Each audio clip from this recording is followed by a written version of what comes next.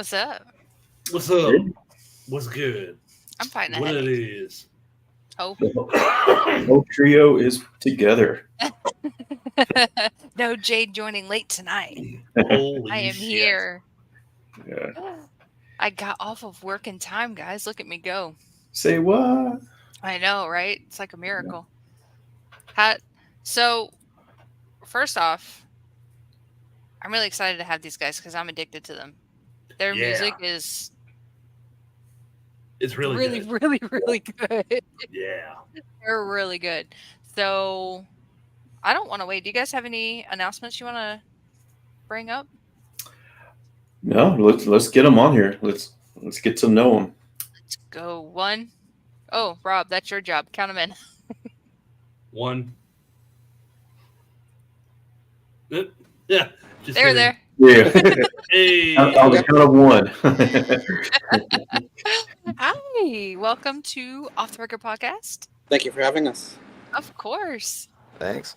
Of course. So you guys want to introduce yourselves and what band you're with and what do you do? You want to go first, Laz? You want me to do it? This is Dino. He plays guitar for Revertigo. And this is Laz. This is Laz. He sings. He sings for Revertigo. Nice. Awesome. So we do have some music that we're going to play later on, and we're going to get to that Nice. in a little bit. But I'm going to go ahead and preface this for anybody who is watching. If you have not heard these guys, you have to check them out. I had never heard you guys before. Grover's actually is the one who was like, hey, I want to get these guys on. Send us over your stuff. And I have been hooked since. Awesome. Like, I went to your guys' YouTube and was like, play. The one song that we have on there that we're trying to. Yep, because it would end and I'd go, play. And it would end and I'd go, play. Well, if you remind me before we get off today, I'll send you the rest of our songs. You just became my best friend. See the benefits you get for hosting a podcast. You get all this music. And I may even send you a demo of a song that we're working on right now. No, there's no vocals yet, but it's just something we started working on. Privilege, apparently. Okay. I'm excited now. Definitely. I'm sure they will make up some lyrics to it. Huh? What? Is it I'm sure right before this? It's really hard to hear. Turn up the mic, bro. It's all the way up. All right, what about now? It's a little better. Better. As long as no one's talking at the same time you're talking. Testing. Testing 1, 2. Can anybody hear me? Is the microphone backwards? Testing. No, it's not. Yeah. I'll try another one. Just a minute. Yeah, no worries. I'll do most of the talking for now until he gets back. Yeah. Let's go. We don't have to wait. We don't have to kill any time. How many total band members do you have now? Well, we had 5.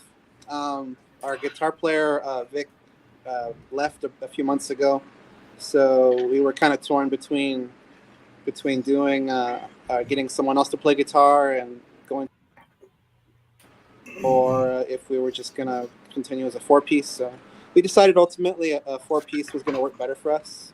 Okay. So what we're doing, I'm playing all the guitars now, and for live purposes, there'll still be a left and right guitar. I'll just be a track on the left and then me on the right, playing all the leads, everything on top of it. You definitely have the chops to do it, so I can understand the decision. I still want to play on one of y'all's songs, man. One day when we write new stuff. I did a guitar thing with Russ for that Game of Thrones. Oh yeah, did the a show. concept. Yeah, I should have hopped on that. That was very frustrating because I had no idea what he wanted. I was just kind of guessing and playing with a bunch of harmonies. Welcome to my world. So how long have you been playing? I've been playing since I was 16 years old. I am 41 now. Nice. So 25 years, roughly. You're definitely a really, really good So I was curious how long you've been playing, and it's so weird. I was watching a video that popped up, and it had like this 6-year-old kid that was just shredding, and I was like, what are they feeding kids these days to be I able? don't know, but whatever that kid's eating, I want it. I know, Right? right? You live, Yeah. lads? Checking test. I could barely even hear this one. Oh man, that is super sexy. Are you on your phone or are you on your computer? I'm a computer. Huh. It's my computer looking. Maybe try using the computer's microphone. Oh, try now. Audio.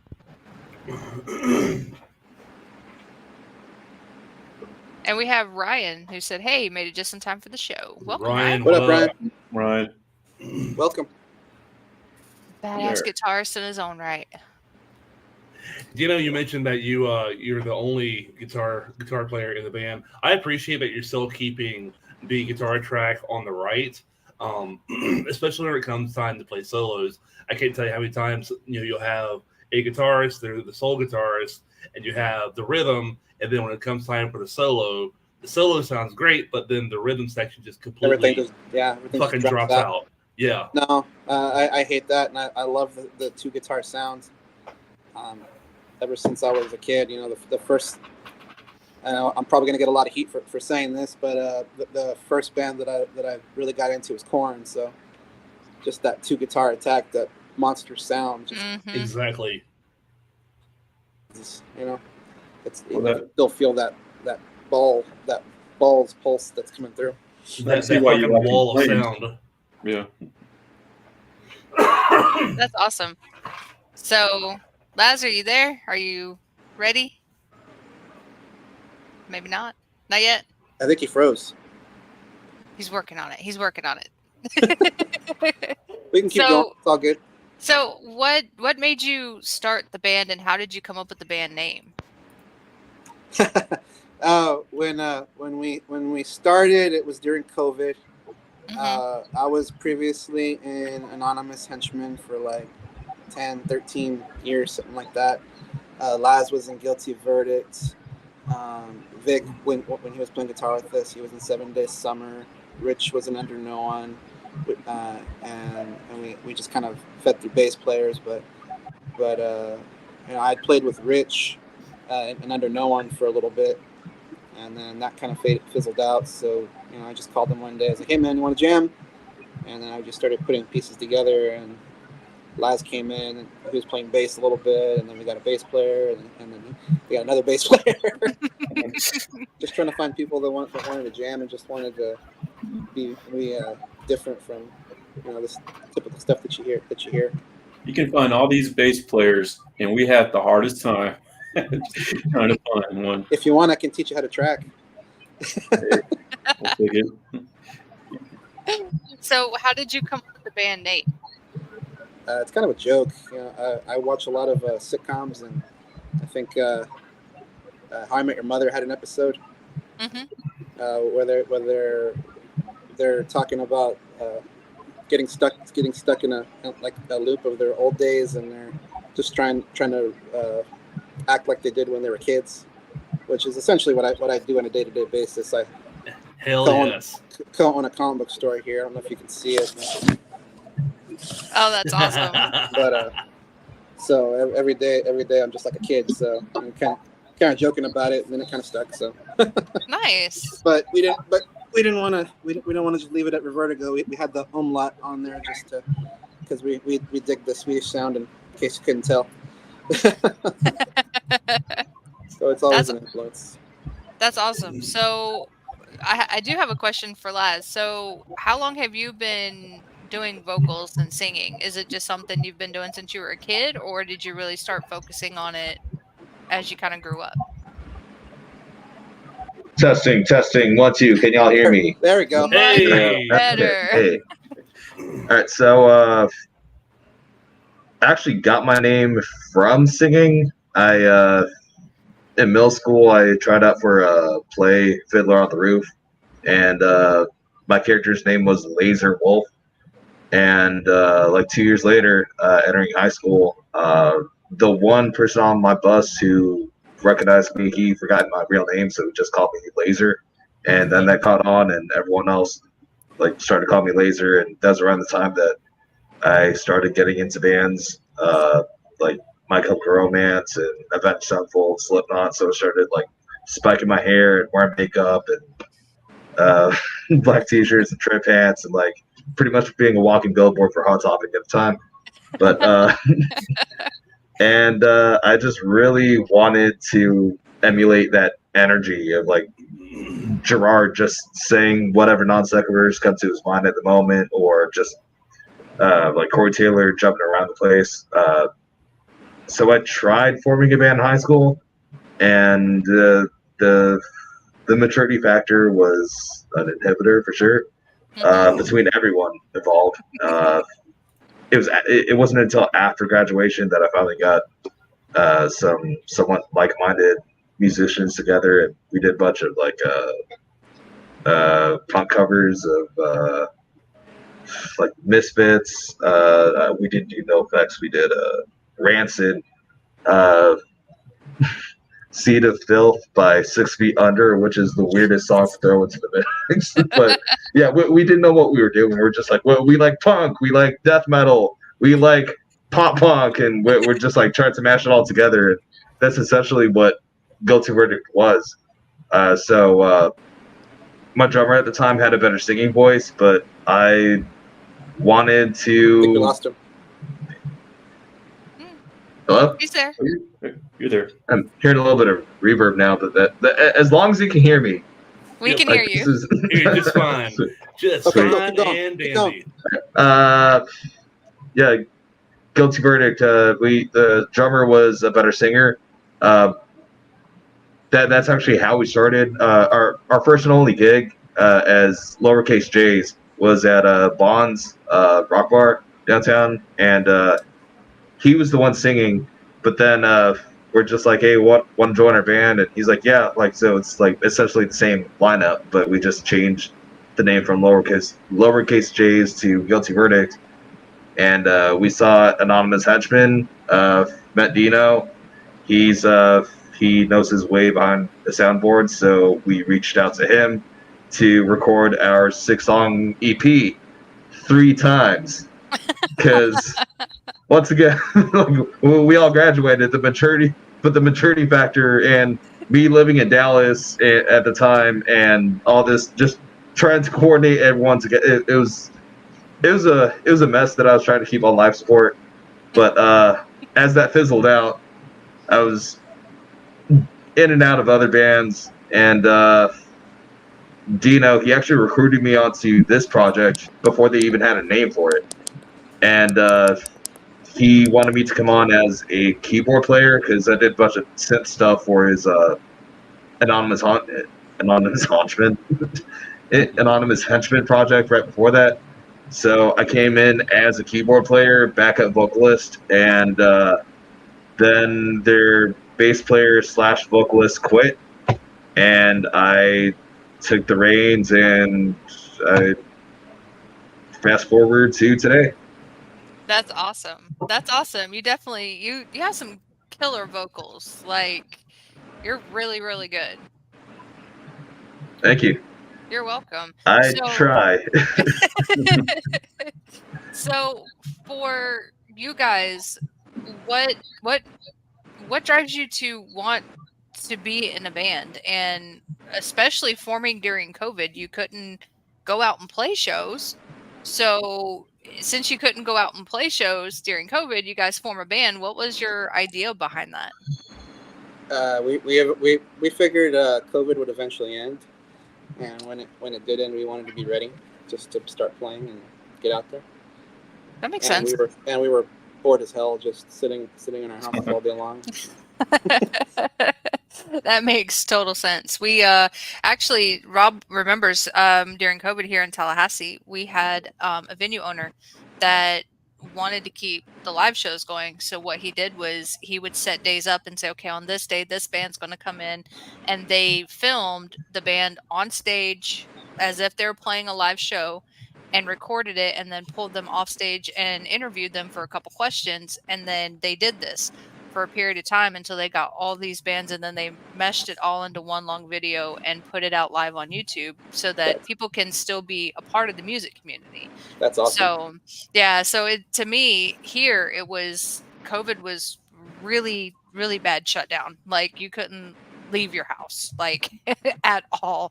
And so when I hear bands go, "Oh, well, we formed during COVID," I'm like, "Y'all could do that? Like we couldn't do shit."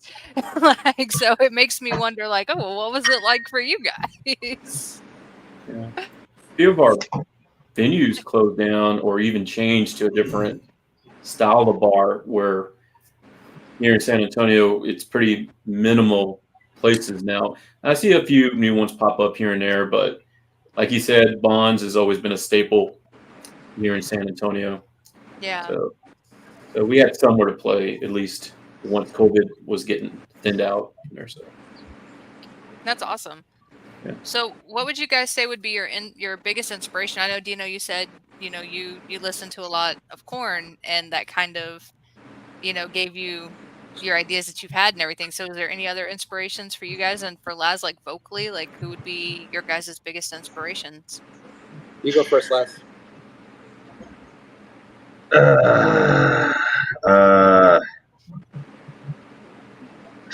And like the bands I mentioned before, like My Chemical Romance, Avenged Sevenfold, I still enjoy those bands, but I can't really set them as influences musically. As of right now, and like probably the past 10 years, my favorite artist / musician / singer / all the above is got to be Devin Townsend. He is just a man with everything he touches, and his voice is immaculate and demonic all at the same time. And I cannot compare myself to that caliber, but another one of my favorite bands, Mr. Bungle, or just anything Mike Patton touches, like Yes. vocalists like Mike Patton and Keo from Duran Gray, like where they're like vocalizing to the point where it's like not even words, like they're just inventing sounds with their throat, and I think that's magic.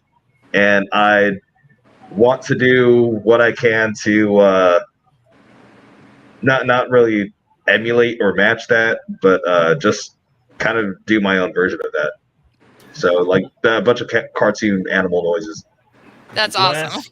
Yeah. Hey, Laz, have you seen the show that Devin Townsend did with the orchestra? Watch that one. I haven't got a chance to see it yet.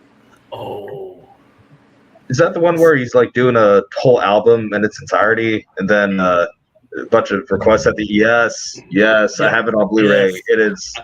He got a bunch of like giant poozers dancing on the stage as he's singing March of the Poozers, and Yep. you have like characters playing like the Space Princess and what's his name? Chris Jericho. He played like the superhero, like world savior guy. Oh, that's That was- right. Yeah. Yes. Has some star power in that performance. I dabbled in Strapping Young Lad.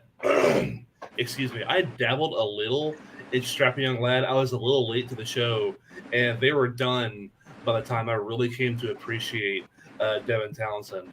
And kind of like what you said earlier, his vocal range is goddamn ridiculous. Yeah. Actually, huge. Laz got me into them. For him. Yeah.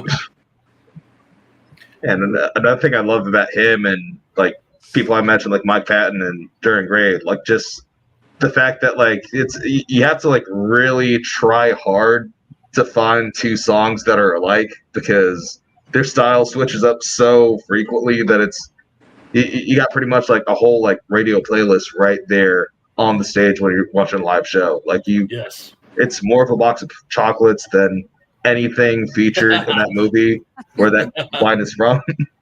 that is accurate.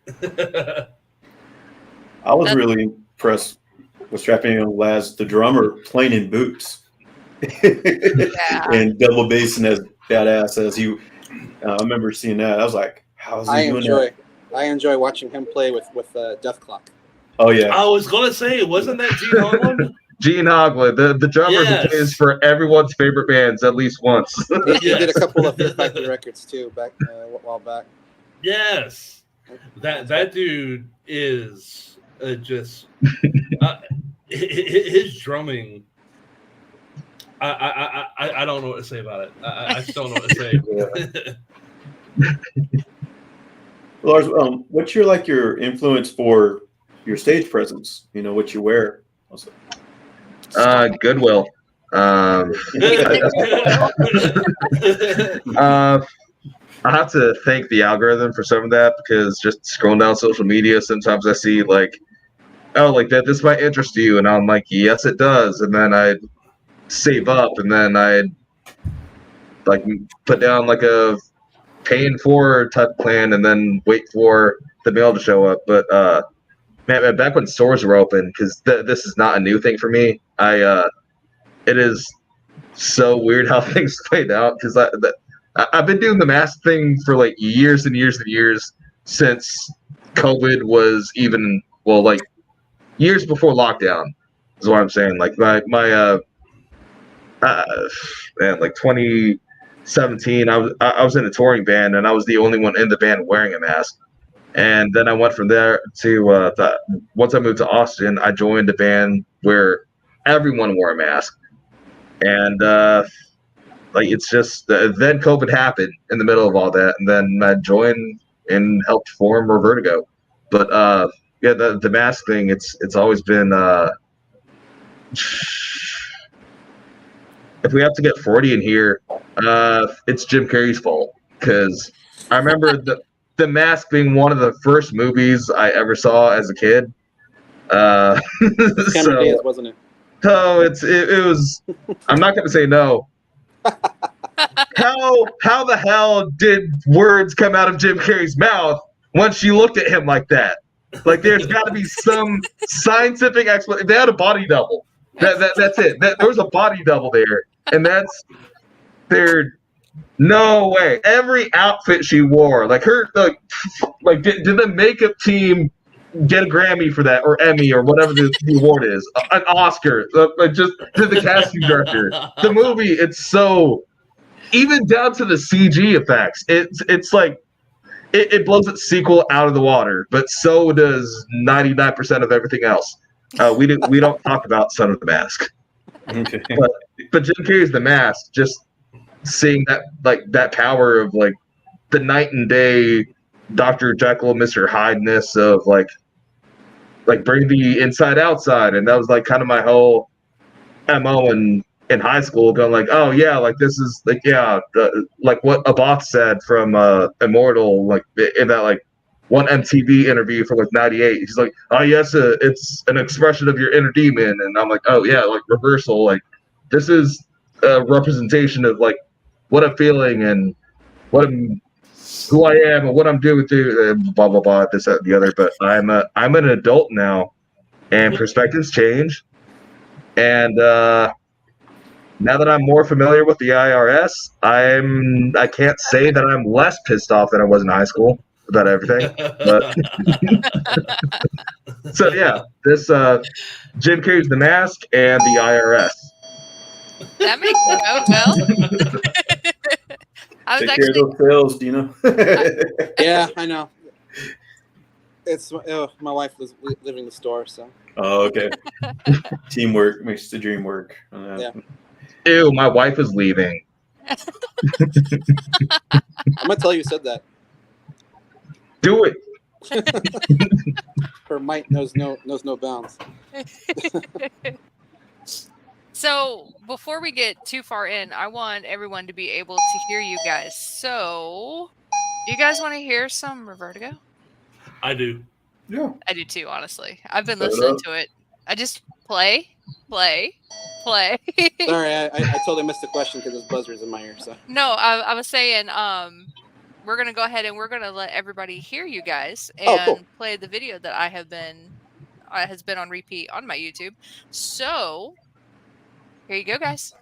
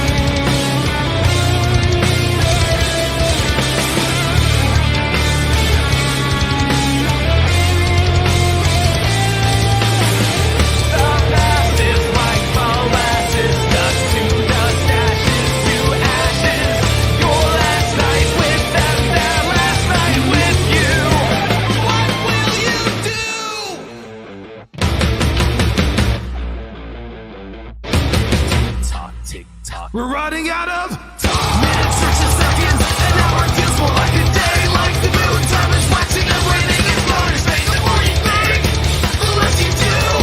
The less you do, the more you think. The more you think, the less you do. The less you do, the more you think. The shadows never gravity. It always on the bottom of the hourglass. What will you do before the top is empty?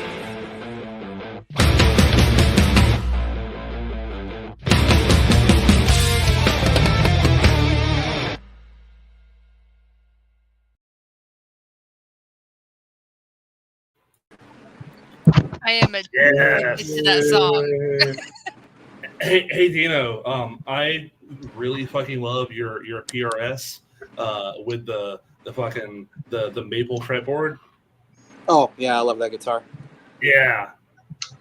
Whenever you play maple for the first time, it's like I'm never playing ebony ever again. Yeah, it's really hard to both pick it up and not pick it up at the same time because I don't want to scratch it. Right. But I also want to play it, so it's kind of like a tug of war. Absolutely. So one more comment I want to add on this. One of the things I like about your guys' music, it's groove heavy and it's melodic. Like it ticks both the groove and the melody for me, and you guys have all of that. I was able to go on and listen to the songs on Reverb Nation. I'm going to have to say Lullaby and Goodnight and Goodbye are probably my favorites. They're two different animals, in my opinion, those two songs. Lullaby is definitely heavy on the groove, but Goodnight and Goodbye is a little bit more upbeat, for lack of better terms. They're so on the opposite ends of the spectrum, and they both kind of do their own thing. But I think those are probably my favorite. Well, we try to do every song a little differently, but still keep it in our little realm. Like, I guess for myself, I'm very influenced by Killswitch Engage and In Flames, but I'm also influenced by like Limp Bizkit and Korn and Slipknot and Stone Sour. So I just try to take a little bit of everything that I hear and just throw it in there. And Laz is really good at like black metal and punk and like all that other stuff too, and it just kind of melts together and everyone throws their own little flair into it.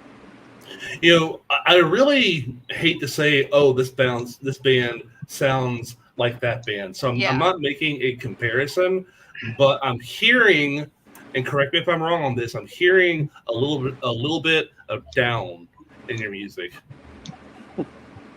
I guess. I gotta be honest. I never really listened to Down too much. Yeah. But I had a roommate back in the day who listened to them all the time, so maybe. Okay. Probably. Subconsciously, when you're asleep. I'm very into like styles and like particular artists. Like their styles will sneak into my playing. Like I like playing simple technical stuff, if that makes sense. Yes, and that's the thing about your music. It's not gent, right? You would never say that your music is gent, but it's still heavy, and there is definitely some technicality to it. Yeah, I guess like a 12-foot Ninja would be like another one that would kind of flare up in our little repertoire. Yeah, I could see that. Yeah. Yeah, and Just shout out to Isaiah. Contrasting styles all over the place. Yeah, and shout out to my oldest son Isaiah. He actually commented on that because he always asks me on Tuesdays, what band are you interviewing tonight? And when I told him about you guys, he's like, well, what do they sound like? And I went, pick one. They have like there's so many different styles and influences in your stuff that I was like, pick one. And he went into his room and he actually was listening to My Chemical Romance. And I was like, that one? And he goes, okay. And then he pulled up, I can't remember the other song. It was a different band. I can't remember what band it is now off the top of my head, but he played that one, and I had like opened his bedroom and went, "That one," and he's Yeah. like, "Okay." Hey, He's like, make I sure to see. knock on that door first. Yeah. He could have been playing Wait. Minecraft. Yeah. But he's the one cool thing I think about, with me being so into music and the music scene and bands and everything that Grover Rob and I do is also seeing my kids take interest, and they're like, well, where are they from? What's the name of their band? Where can I listen to their stuff? And he's just as interested in bands. I always thought that was really cool to have. That's know, awesome. So whenever I sent him a link to your guys' Facebook and he started scrolling through, he's like, "Mom, these guys are good." And I'm like, "I know. That's why we're interviewing them." They have something for everybody, their style, Yes. for sure. Yeah. Absolutely. Good night and goodbye. Lullaby. Revertigo. The best music to fall asleep to. But not really. That's a pretty good radio voice, actually. You ever thought about getting into advertising? Yeah. This is off the road. I wish. Yeah, You should hear him at practice. He doesn't ever just focus. He just focuses on trying to say the most off-putting stuff that he can think of, just to try to throw us off. Oh, I ain't trying. No, it's weird. Like, I partially continuing an answer from a previous question. Part of my aesthetic and the mask thing is the band that I toured with. No one cared about anything I said or did, or like no one like turned a blind eye to my. Everyone turned a blind eye, however it works. Everyone ignored me and everything I said, all my input, up until I started wearing a mask to practice. Then I just started like miming and just playing riffs, and they're like, "Oh yeah, do what Laz is doing," and I'm like, "Oh no way, you're actually listening to me? Ah, I should keep doing this." So Nobody knew who I was until I put the mask on. yeah, I can say that with some merit to it. But Good Night and Goodbye and Lullaby, it's those two songs that you named in particular. Those have two different authors.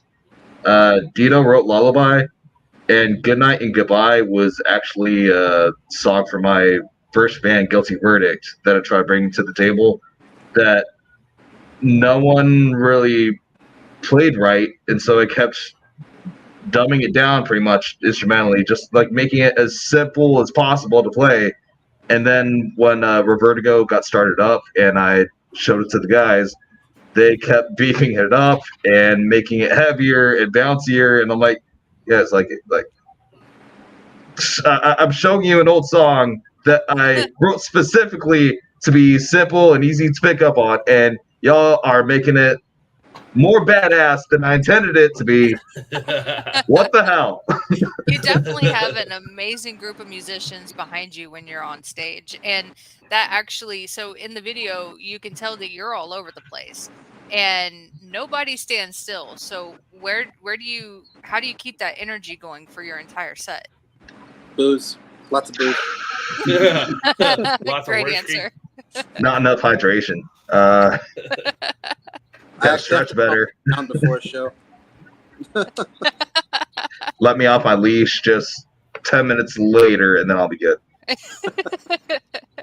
So with the video that we just saw, Ryan said, "Man, that was fucking awesome. Love that solo. I definitely got to check out more of their material. Love the PRS representation." Yes.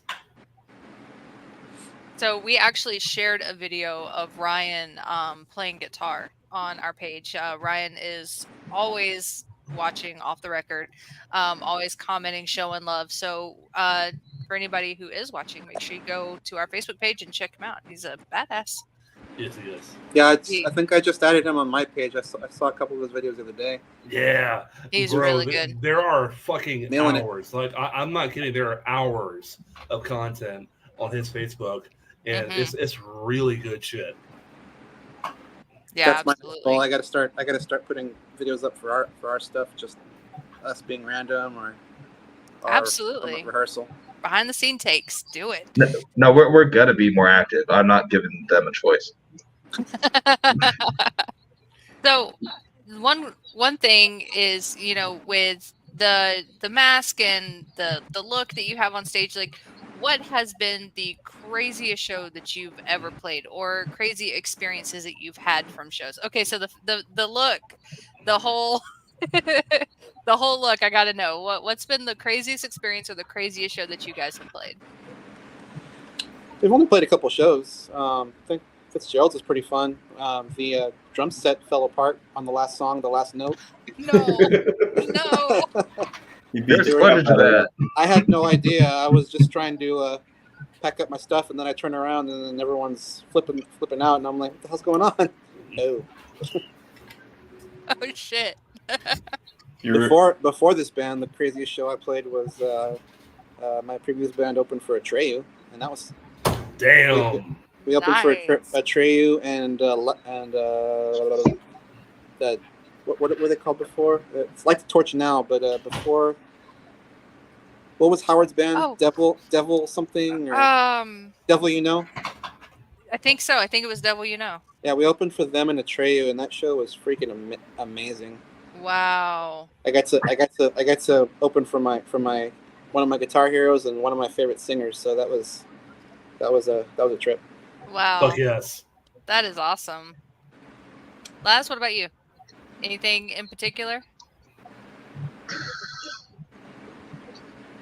I'm just trying to figure out how to say it because, I'm like, wow, I can't believe Dino didn't bring this one up. But the first Revertigo show we did when we had a different bass player and I had a different mask on, it was kind of like a half a gimp mask, has the whole zipper thing. Dino knows exactly what I'm getting at. Yeah. After the show, someone came up to me and asked if I performed extracurricular activities while wearing that mask, and both giving and receiving. And I'm just like, I don't know how to answer this. I'm sitting over there. Like, please tell. I couldn't even make anything up at that point, but I was just, I don't even remember what I said, but that was just really probably the most awkward thing I've ever been asked after a show. I'm flattered, but So we have Dylan in the chat. Dylan. He said, "What's up?" Hey, Hey, Dylan. Dylan. Can't wait to see his show he's got coming up. That's gonna be fun. Yeah. That's gonna be a lot of fun. So I'll be there. will you? Me too, Yeah. Rob. Yeah. Yeah. So what would you say has been the best concert that you guys have ever been to? And the reason I ask is because Dino, you're wearing an In Flames t-shirt, so I have to ask. Best concert you've ever been to? It's gonna be a toss-up for me between there was a show with Killswitch and Engage and In Flames in Austin. I think it was at Emo's back in 2005. Ooh. It's gonna be a toss-up with that show and Muse. Outstanding. Good. Wow. I'm a Yeah. little jealous. You got the extremes of just the small club setting, and then the giant what's it called? Stadium tour with a bunch of props and fire and pyro and everything. Both shows That's were just awesome. incredibly great shows.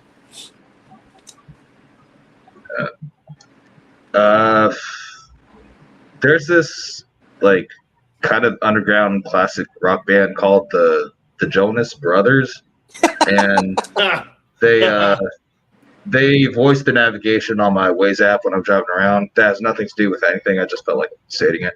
But the best show I've ever seen live has to be hands down Avatar. The band, that's a good one. not the movie, not The Last Airbender. Avatar in Houston.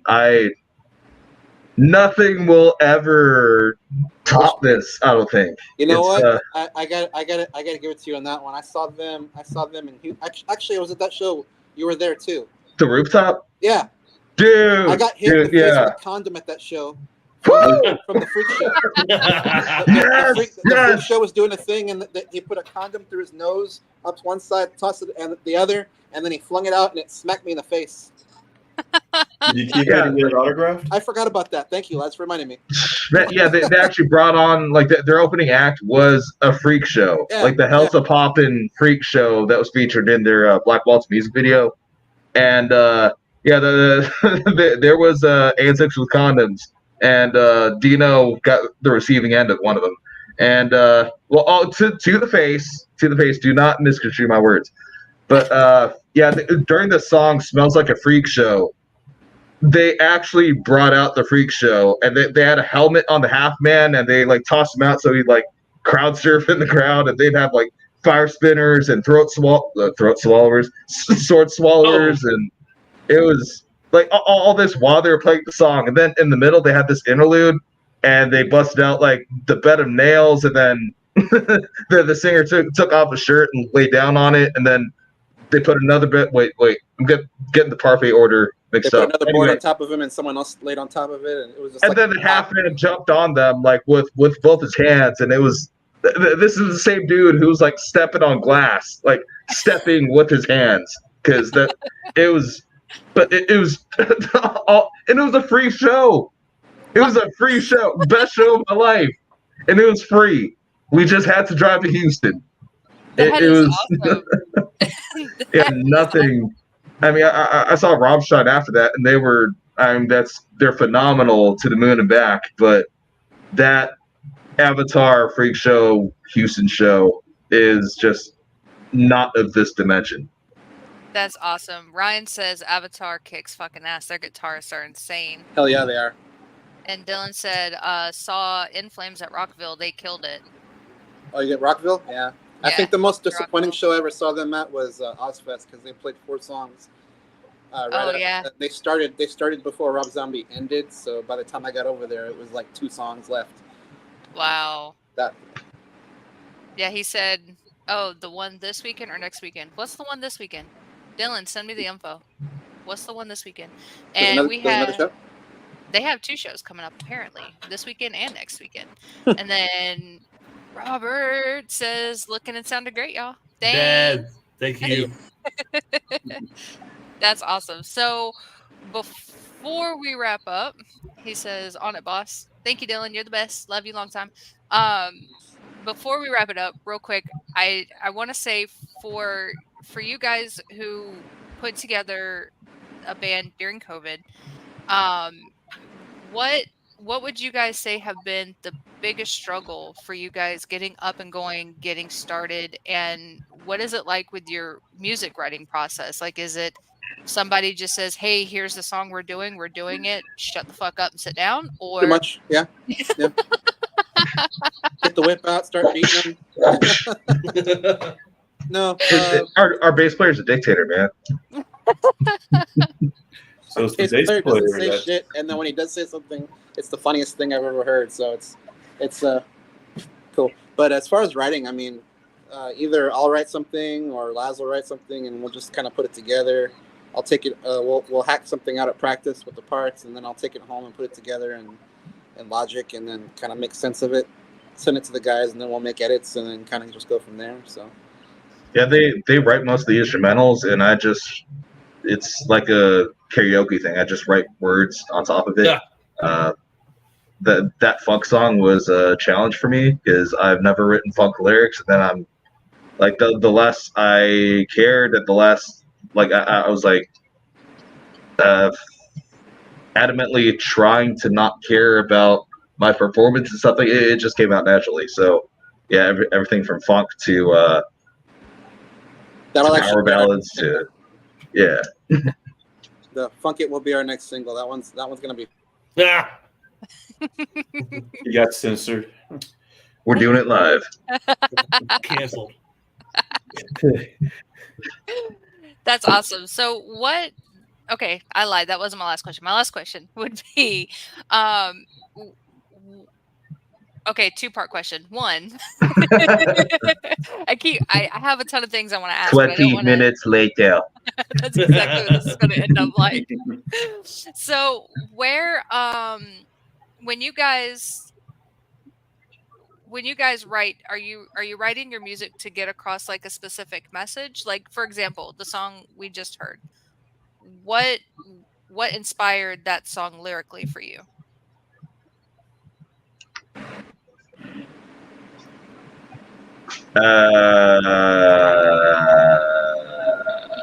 Just that song specifically. I work in an office, and every day I'm like, I want to get out. I'm I'm not doing it. I'm just clicking refresh for hours on end. I'm thinking about things I don't want to think about. If I was doing something, I wouldn't be thinking about these things as much as I'm thinking right now. Like if I was doing those things, I gotta. I'm not improving on anything. I'm not growing. I'm not learning anything. There's so much things I could. And in the midst of all that, there was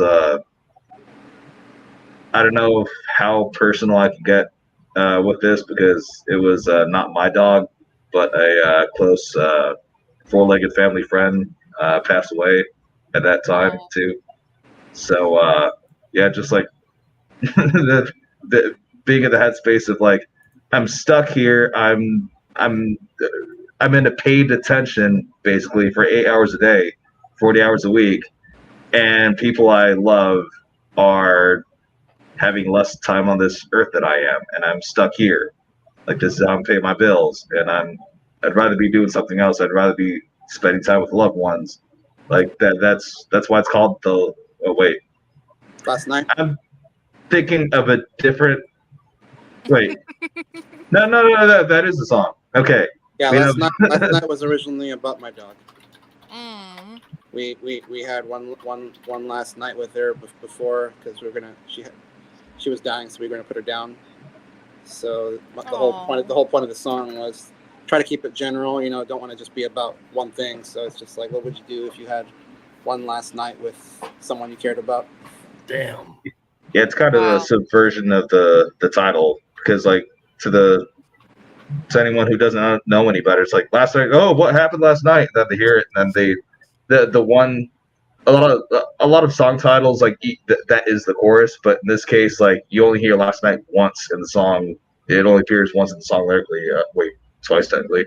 Your last night with them, their last night with you. What will you do? So it's just kind of really about being in that moment. wow. That was not the answer I was expecting, but I a know, right? damn good answer. That's awesome. That is one of my favorite songs. I will have to admit that Lullaby was one that I heard on Reverb Nation just like Rob, and I really liked the lyrics in that one.